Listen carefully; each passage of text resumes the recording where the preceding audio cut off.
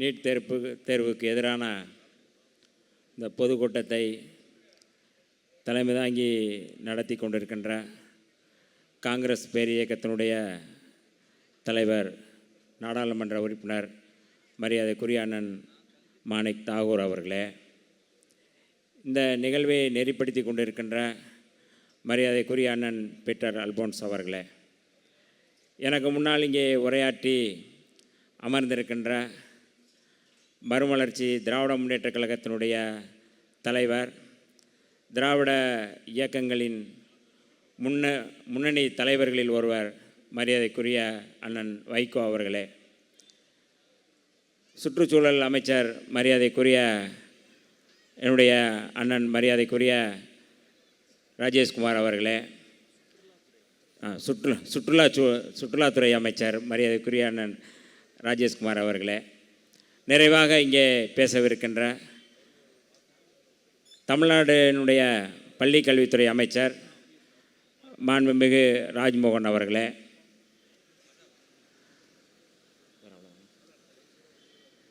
இந்த போராட்டத்தில் அல்லது இந்த நீட்டு எதிர்ப்புக்கு எதிராக களத்தில் நிற்கின்ற அத்தனை உறவுகளுக்கும் என்னுடைய வணக்கங்களை தெரிவித்துக் கொள்கின்றேன்.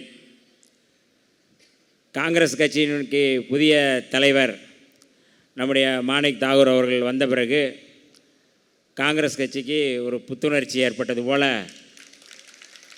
மிகப்பெரிய ஒரு பொதுக்கூட்டம், இதுபோல் ஒரு பொதுக்கூட்டம் அதுவும் சென்னையில் நடத்தியிருக்காங்களோ எனக்கு தெரியல.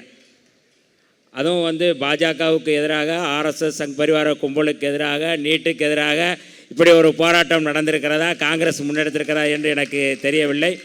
அப்படி ஒரு சரியான ஒரு தலைவரை இன்றைக்கு தமிழ்நாடு கண்டிருக்கிறது. அவருக்கு விடுதலை சிறுத்தைகளின் சார்பில் இந்த அமர்வில், இந்த அரங்கில் நான் அவருக்கு வாழ்த்து சொல்ல கடமைப்பட்டிருக்கின்றேன்.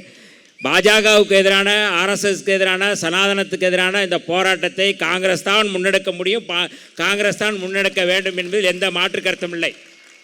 அதற்கான வலிமை, அதற்கான இந்திய அளவிலே மிகப்பெரிய ஒரு போராட்டத்தை முன்னெடுக்கக்கூடிய ஒரு மகத்தான தலைவர் மரியாதைக்குரிய ராகுல் காந்தி அவர்கள் இன்றைக்கு நீட்டுக்கு எதிரான போராட்ட களத்தில் நம்முடைய தலைவர் ராகுல் காந்தி அவர்கள் அங்கு நின்றிருந்து அவர் எத்தகைய போராட்டங்களை சந்தித்தார் என்பதை நமக்கு தெரியும்.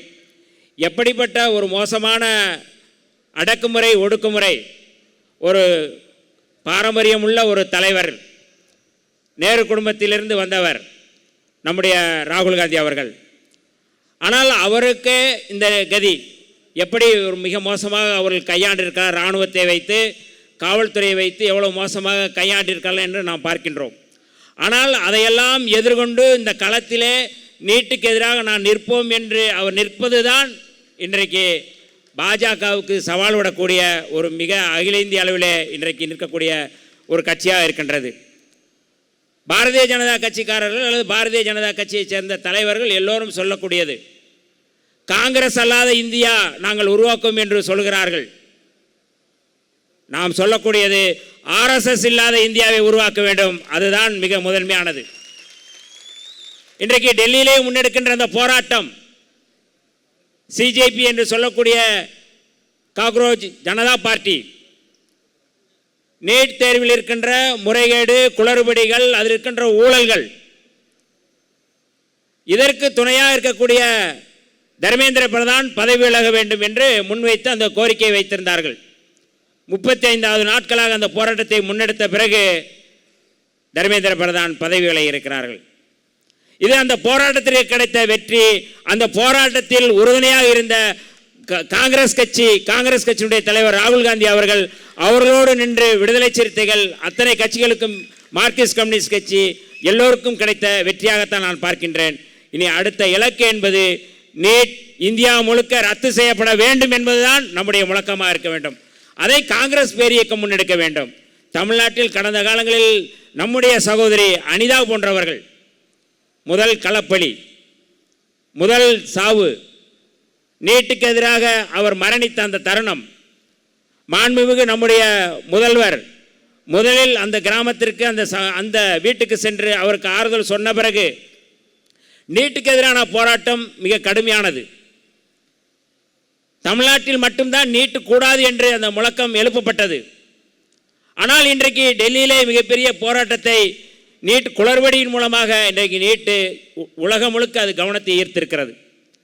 அந்த வகையில் இந்த போராட்டத்தை நாம் அடுத்த கட்டத்துக்கு நகர்த்த வேண்டிய தேவை இருக்கின்றதுக்கு வெறும் தர்மேந்திர பிரதான் மட்டும் இலக்கல்ல, மோடி அவர்களும் பதவி விலக வேண்டும். எதற்கெடுத்தாலும் பாரதிய ஜனதா கட்சிக்காரங்க நீட்டை கொண்டு வந்தது காங்கிரஸ் தான் அப்படின்னு சொல்லி சொல்கிறது, அது ஒரு வாடிக்கையாக கொண்டு வந்திருக்கிறாங்க. எத்தனையோ திட்டங்களை கொண்டு வந்தார்கள். அந்த திட்டங்களை எல்லாம் காலாவதி ஆக்கி விட்டார்கள். 100 நாள் வேலை திட்டம் காங்கிரஸ் கொண்டு வந்தது தான், அதையெல்லாம் எடுத்து விட்டார்கள். இப்போ ஒரு ராம்ஜி என்று அவர்கள் ஒரு புதிய பேர் வச்சு அதில் கொண்டு வர்றாங்க. காங்கிரஸ் கட்சியே இல்லாமல் செய்யணும் சொல்கிறது தான் உங்களுடைய இலக்கு. அப்போ காங்கிரஸ் கட்சி கொண்டு வந்தால் நீங்கள் நீட்டை மட்டும் நீங்கள் எதுக்கு வச்சுருக்கீங்க?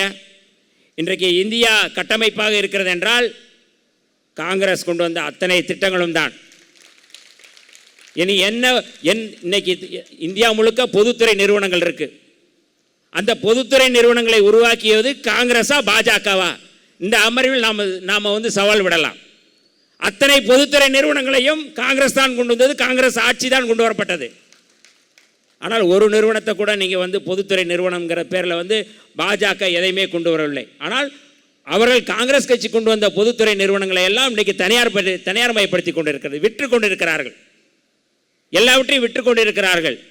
இந்தியாவினுடைய தேசபக்தர்கள் காங்கிரஸ் கட்சி, காங்கிரஸ் கட்சியோடு இருக்கின்ற அத்தனை கட்சிகளும். இந்தியாவுடைய தேச விரோத கட்சி, தேச விரோதிகள் யார் என்றால் பாஜக, ஆர்எஸ்எஸ், சங் பரிவார கும்பல். இந்தியாவுடைய தேச விரோதி, முதல் தேச விரோதியாக யாரை சொல்ல முடியும் என்றால் மாணவர்களுக்கு எதிராக, அடித்தட்டு மக்களுக்கு எதிராக தொடர்ந்து பல்வேறு திட்டங்களை கொண்டு வருகின்ற பாஜகவினர் தான், ஆர்எஸ்எஸ் தான், சங் பரிவார கும்பல் தான். அவர்கள் தான் மாணவர்களின் போராட்டத்துக்கு இடையே சீருடை அணியாத அவர்கள் உள்ளே புகுந்து தாக்குதல் நடத்தினார்கள். குடியுரிமை திருத்த சட்டத்துக்கு எதிராக போராடிய மாணவர்கள் மீது அவர்கள் தான் தாக்குதல் நடத்தினார்கள். ஆர்எஸ்எஸ் காரர்களை வைத்து இன்றைக்கு மிகப்பெரிய தாக்குதல் நடத்துகிறார்கள். தேச விரோதிகள் யார் என்றால் இந்தியாவுடைய தேச விரோதிகள் ஆர்எஸ்எஸ் கும்பல் தான். இதை நாம் கவனத்தில் எடுத்துக்கொண்டு அடுத்த கட்ட போராட்டத்திற்கு நாம் எப்போதும் அணியமாக வேண்டிய தேவை இருக்கு. நம்முடைய இலக்கு நீட் கூடாது என்பதுதான். அதைத்தான் மாண்புமிகு முதல்வர் அவர்கள் தெளிவுபடுத்தினார்கள். அவருடைய அறிக்கை மிக தெளிவாக இருக்கின்றது. பொதுப்பட்டியலில் இருக்கின்ற கல்வி மாநில பட்டியலுக்கு கொண்டு வர வேண்டும் என்பதுதான் தமிழ்நாடு அரசுடைய இலக்கு, தமிழ்நாடு அரசுடைய நிலைப்பாடு. ஆனால் இன்றைக்கி அதை பேசுகின்றவர்கள், மாற்றி பேசக்கூடியவர்கள், திமுகவை இருப்பவர்கள் யாராக இருந்தாலும் இது குறித்து என்ன பேசுகிறார்கள்? மோடி அவர்கள் மீது, மோடி நடவடிக்கை மீது என்ன செயல்பாடு? அவர்களை எந்த விதத்தில் நாம் கண்டித்திருக்கின்றோம். ஆனால் தமிழ்நாட்டில் நடக்கின்ற போராட்டங்களை தமிழ்நாடு அரசு ஆதரிக்கின்றது. நீட்டுக்கு எதிராக எத்தகைய போராட்டங்கள் ஆனாலும் அந்த போராட்டங்களை ஆதரிக்கின்ற அரசு தான் மாண்புமிகு முதல்வர் ஜோசப் விஜய் அவர்கள் தலைமையிலான அந்த அரசு. ஆகவே மாணவர்களோடு மாணவர்களாக நின்று நீட்டு கூடாது என்று தொடர்ந்து முழங்குகின்ற அரசு நம்முடைய அரசு. ஆகவே நீட்டுக்கு எதிரான போராட்டத்தை அடுத்த கட்டத்துக்கு நாம் நகர்த்த வேண்டிய தேவை இருக்கிறது. எனக்கு இந்த வாய்ப்பை கொடுத்த அத்தனை உறவுகளுக்கும் காங்கிரஸ் பேரியக்கத்துக்கும் நன்றியை தெரிவித்து விடைபெறுகிறேன். நன்றி, வணக்கம்.